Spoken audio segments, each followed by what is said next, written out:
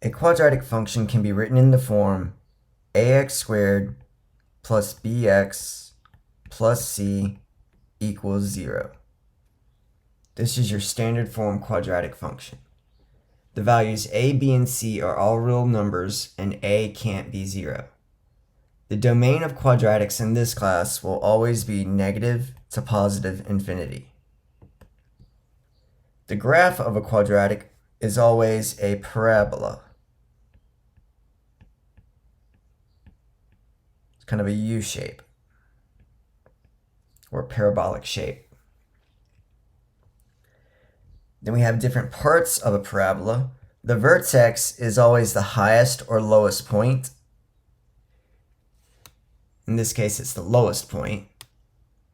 The vertex is located at negative b over 2a, comma, f of negative b over 2a. That's the formula we're going to use to find the vertex algebraically. The axis of symmetry is the vertical line that goes through the vertex. So that axis of symmetry is x equals the x coordinate of the vertex, negative b over 2a. We have two x-intercepts in this case. In this case, x-intercepts are negative 1 and positive 3. And we also have a y-intercept at negative 3.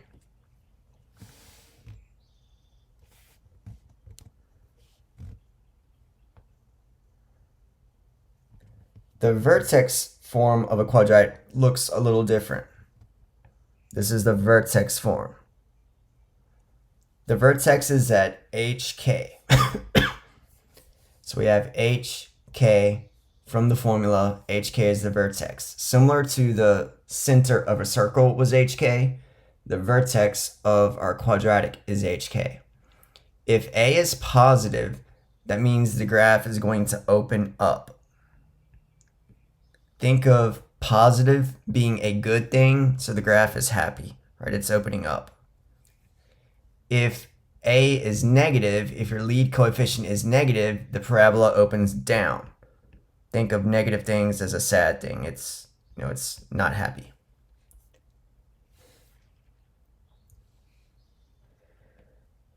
Let's graph this example. So first of all, the vertex. When the quadratic is written in vertex form, it's very easy to identify the vertex. Just remember hk. The inside of the parentheses, just like the inside of the parentheses of a circle, the x-coordinate is the opposite of what you see there. So the x-coordinate is negative 2. And then the y-coordinate is exactly what you see on the outside, that constant, 4. The x-intercepts, in order to find the x-intercept of a quadratic, remember we need to set y equal to 0. So let's do that. Let's set y equal to 0. Negative 2 times x plus 2 squared plus 4. We'll subtract 4 on both sides.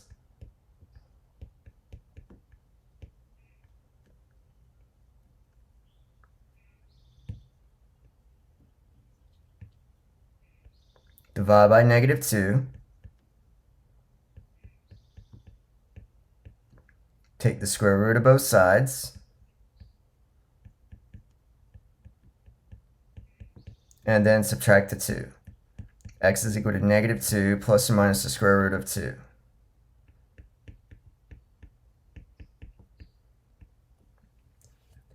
And then for the y-intercept is easy. You just make x 0. So this time we'll make x 0. Negative 2, 0 plus 2 squared plus 4. We get negative 2 times 4 plus 4. It's negative 8 plus 4, which is negative 4. So our y-intercept is negative 4. Or you can think of that as 0, negative 4. Just like the x-intercepts, we could think of as negative 2 plus or minus root 2 comma 0.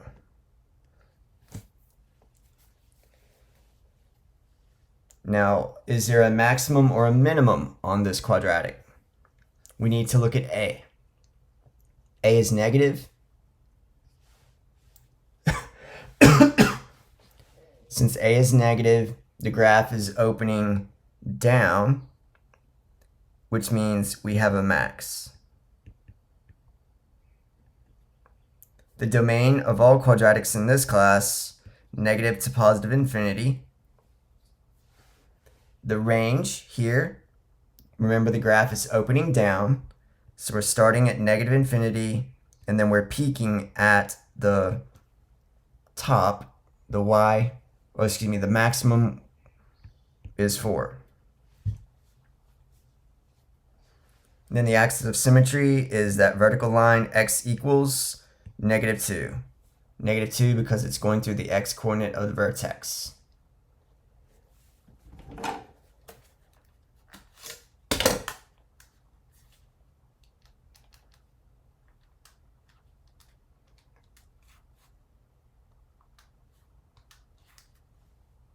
So when we graph these, we have -2 for our vertex. We have 0, 4 for our y-intercept, 0, -4 for the y-intercept. And then the x-intercepts we'll have to approximate. -2 plus √2 is roughly -0.5. And then -2 minus √2 is roughly -3.5, excuse me. And if we use symmetry, right, we know that the graph is symmetric about this line, x equals -2. We can look at this point and see that there must also be a point over here using symmetry. So we can get an additional point if we want it. And now play connect the dots with a smooth curve. And we have the graph of our parabola.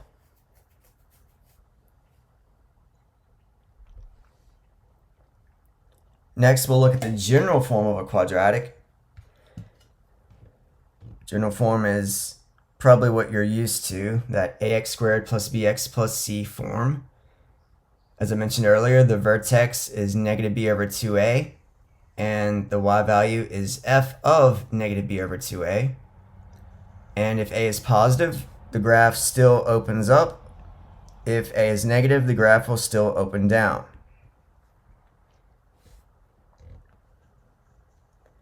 So let's graph this quadratic. First of all, the vertex, -b over 2a. X is -b over 2a. So we have -6 over 2 times 3. That's 6 over 6, which is 1. That's our x-coordinate. To find the y-coordinate, we're going to plug in 1 into our equation. So we have 3 times 1 squared minus 6 times 1 plus 4. So that's 3 minus 6 plus 4.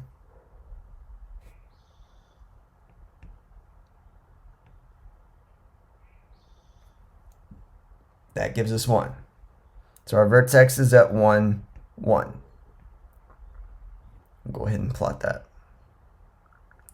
The x-intercepts, remember to find an x-intercept, you force y to be 0. So we'll force y to be 0 and look at our x-intercepts.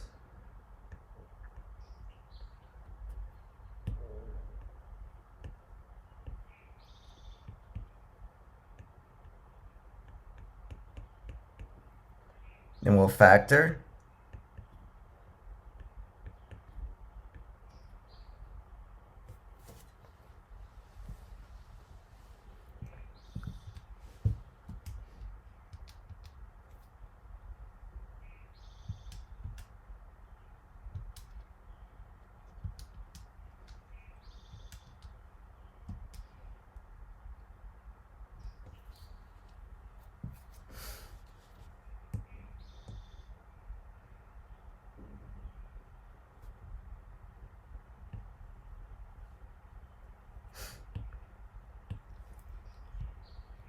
let's use the quadratic formula here.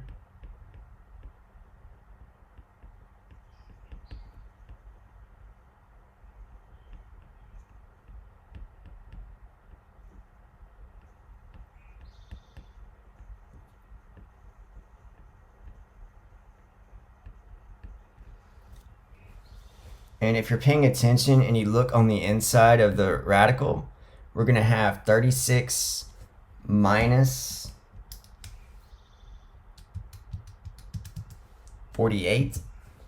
36 minus 48 is going to give us a negative number inside the radical, which means we don't have any x-intercepts because this is imaginary.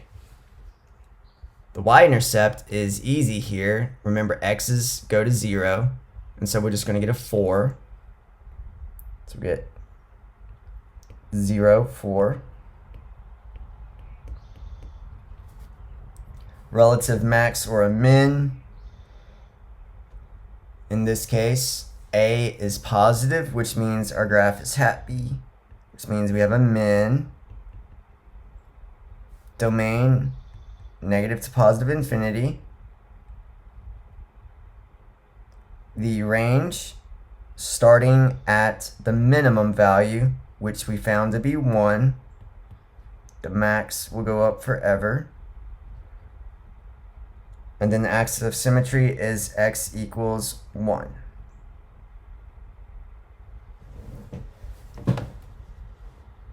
So our y-intercept, I forgot to plot that, 0, 4. Remember, we don't have any x-intercepts, and we know it's going up. So this is really all we have, these 2 points. But we can get an additional point because we know about symmetry. We know that the graph is symmetric through the vertex. And so we can get an additional point here, which will allow us to play connect the dots and get a rough shape of our quadratic.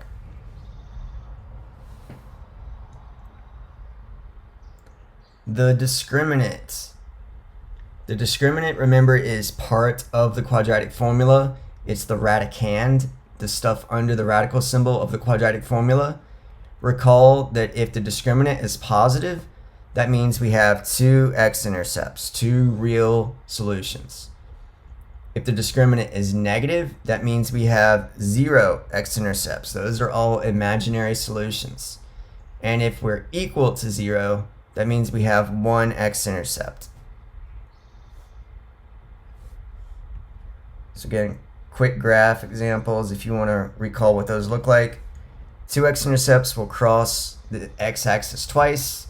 0 x-intercepts means the graph is entirely above the x-axis. And if it has 1, we're going to intersect at 1 point. Or touch at 1 point. So in application, the marginal cost of manufacturing X cell phones. How many cell phones should be manufactured to minimize marginal cost? Notice we're trying to minimize something. And in this case, we've got a quadratic. We can see where to minimize it by finding the vertex. So remember the vertex formula. X equals negative b over 2a.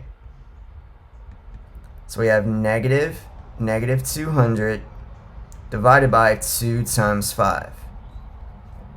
200 divided by 10 is 20. Remember, we're finding X, so that means 20 cell phones.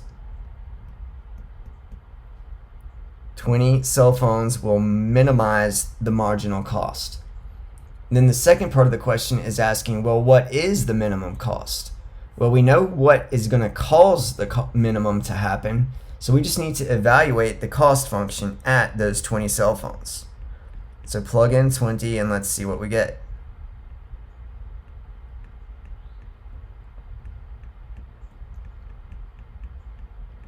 So we'll just throw this into a calculator.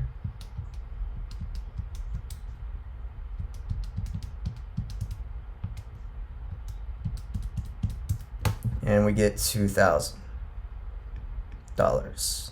The minimum marginal cost, $2,000, occurs when we have 20 cell phones.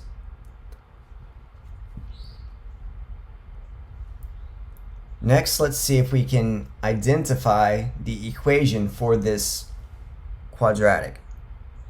It's probably best to start with vertex form. We have a times x minus h squared plus k. You want to start by looking at the vertex. We can see that the vertex is 2, 1. So let's plug that in. We have f of x equals a times x minus 2 squared plus 1. So we have almost the entire function here. We just have to figure out what a is. And in order to figure out what a is, we'll just pick another point on the graph. Pick any other point that we know is there. And it looks like 0, 5 is on the graph. So let's use that to plug in for x and y, or in this case, x and f. And this will allow us to find a. F is 5, the y value is 5. We don't know a, x is 0. And we'll just copy down the rest and solve for a. So we have 5 equals a times 4 plus 1. Subtract the 1 over. 4 equals 4a. That means a is 1. Therefore, our equation, f is 1. We don't really need to write the 1 there unless you want to. X minus 2 squared plus 1. You can always check that by throwing it in your calculator and seeing if it agrees with the graph that we're given.